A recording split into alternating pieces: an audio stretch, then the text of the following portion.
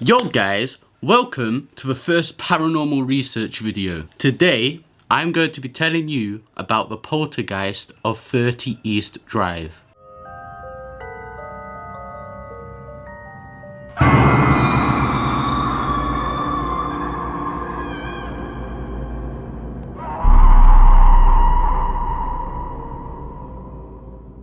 So 30 East Drive is a house located in the west of Yorkshire. In August 1966, the Pritchard family moved into this house. There was the mother, Jeanne, the father, Joe, and the two children, Philip and Diane. At the time of moving in, Philip was 15 and Diane was 12. It wasn't long after moving in that the family felt like they weren't alone in that house. The first unexplainable event that happened was when Jeanne and Joe were on a weekend break. So the kids, Philip and Diane, were staying with the grandmother at their house. Now a couple of things started to happen while the parents were on their little break. First, Philip and his grandmother noticed a chalk-like dust fall from mid-air.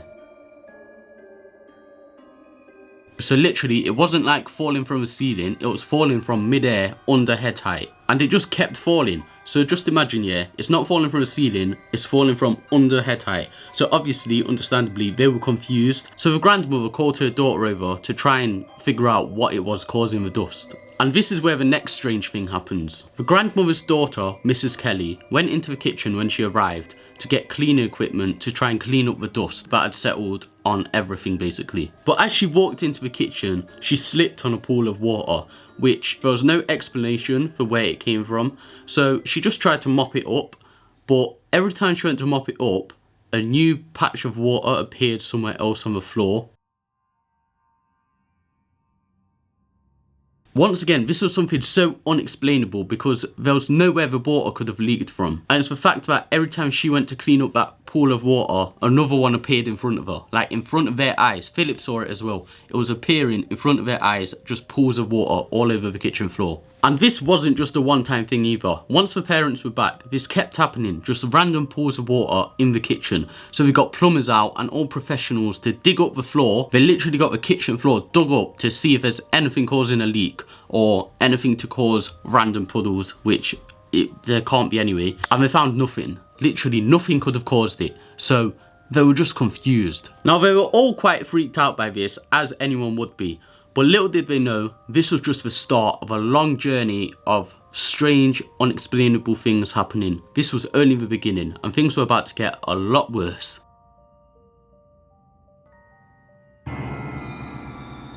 Now, a common thing that started to happen was green foam would come oozing out of the taps and the toilet, even when the water was turned off. Which, once again, another unexplainable thing, because nothing really causes green foam coming out of taps for no reason. They even had people out to look at that as well, and they did tests on green foam and all of this, and nothing came back. They couldn't figure out what it was. Now they knew something was clearly in this house with them, but for a few years it wasn't malicious, it was doing no harm, so they were alright with it because it was just little things like the lights being switched off and things. The main things that would happen was lights being switched off, plants being thrown out of their plant pots, which is still scary stuff to witness, but nothing like bad, with bad intentions. And then things will get picked up and thrown across the room, all stuff that would freak you out in the moment, but like it's doing no harm to you. Another thing that would happen was the cupboards would shake violently, and throughout the whole time they were staying at this house, they constantly heard random knocks throughout the house, in the ceilings, in the walls, and it was just so unexplainable, like everything in this story. Like I said, these are all scary things to happen, but because no one was actually getting hurt, Jeanne refused to move out. She was not going to be pushed away by whatever it was causing all these things to happen. However, things soon began to take a more sinister turn. One day, Jeanne invited the neighbour round for a cup of tea. Now the neighbour knew Jeanne well, so she just let herself in and shouted up the stairs, because that's where Jeanne was, and Jeanne told her to go and put the kettle on. But as she was stood at the bottom of the stairs, the grandmother clock started swaying forwards and backwards, and then it fell down the stairs, ended up in pieces at the bottom, and nearly hit the neighbour. And that was the first time the poltergeist actually put anyone in danger. On another occasion, Jeanne kept hearing a buzzing sound from the back bedroom, so she went to check what it was, and it was coming from the cupboard in that bedroom. And when she opened it, a swarm of bees flew out and literally attacked her and stung her, and yeah.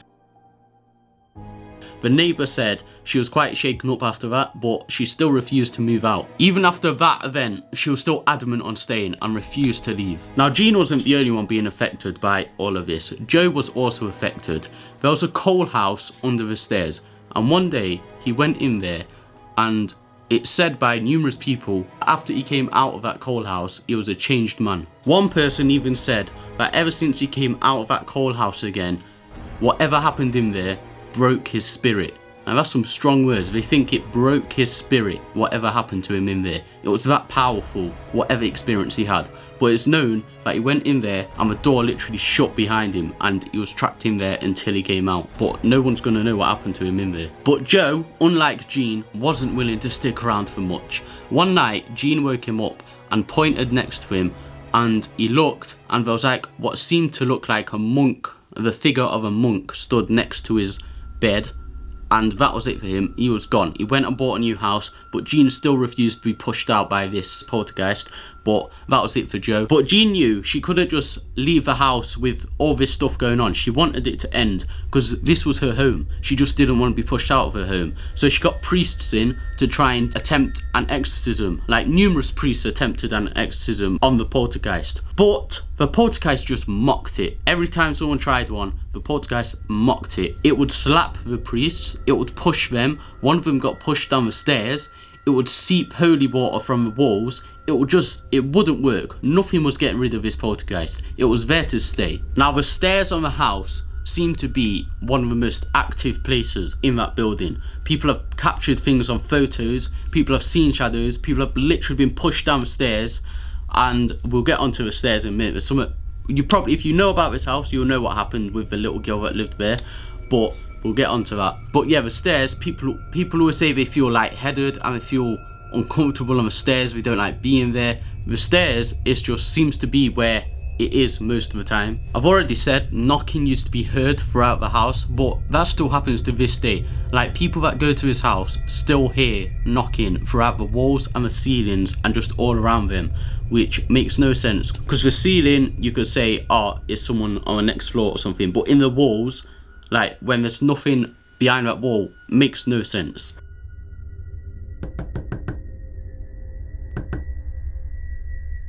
And now we're going to talk about the worst thing that happened in this house, which was to do with Diane, who was 15 at the time when it happened. So one night when she was 15, Diane was stood at the bottom of the stairs, and this is just mad, yeah? Some people will be skeptical about it and won't believe it, but there's a lot of stuff that's happened in this house. There's even YouTube videos there, and there's a whole book on it and everything, but I'll link all that in the description and we'll get onto that soon.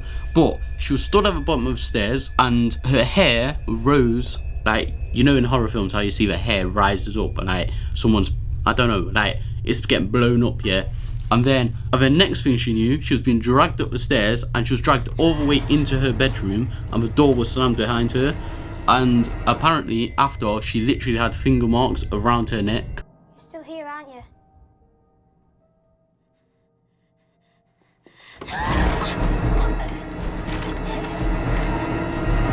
Now, this was the last straw for Jeanne. She had stayed there for a good amount of years, but after it was causing harm to one of her children, that was it. She was gone. So they left the house and they moved out. Now, this event of Diane being dragged up the stairs, there's been a whole movie made based on this house, and this event is in the film. But that says a lot, that this house has had a film based on it, and the film's called When the Lights Go Out. And at the start, it literally says based on a true story, which is the story of this house. And it's got so much publicity because of how violent this poltergeist has become over the years. Like I briefly mentioned a few minutes ago, there's a book, a whole book written about it. So if you're enjoying this year and you want to read more about it, there's a whole book all about this story, like giving details of every event that happened.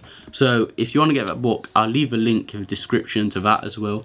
But that's called, I think that's called The Black Monk. And if you're wondering why it's called The Black Monk, that's what we're going to get onto now.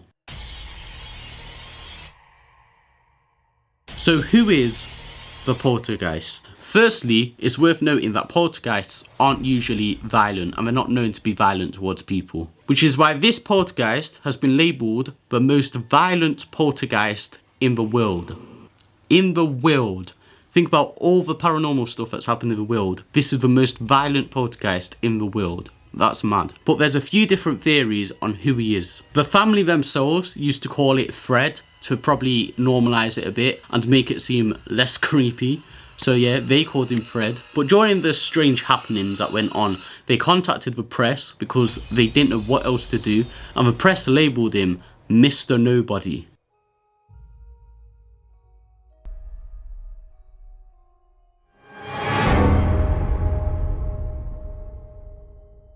But in more recent times, he has been known as the Black Monk. This is for two reasons. Firstly, because numerous people have seen a figure in a black robe which looked like a monk in the house. And also, there was a monk who was hanged across the street from the house for raping and murdering a young girl. And after being hanged, his body was discarded in the well, which is actually under the living room of 30 East Drive. There's also thought to be other entities in that house other than the Black Monk, including a little girl.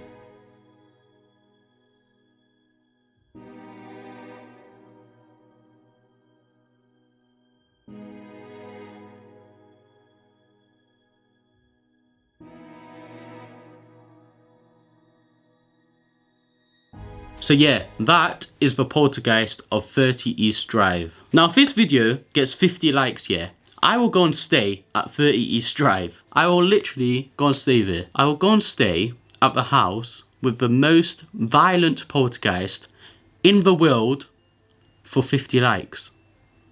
50 likes and put my life in danger. You know what, we'll just do it. It'll be fun. But only if I get 50 likes on this. If I don't get 50 likes, forget it. I won't do it. It won't be worth it. But yeah, it's a mad story. There's videos on YouTube about it you can watch. The people that own the house now have a whole website, and it has different sections like people's own experiences there who have been to visit. And yeah, it's just, there's stuff on there to make you see this is legit. But yeah, you've been watching JBTV. Thank you for watching, and bless.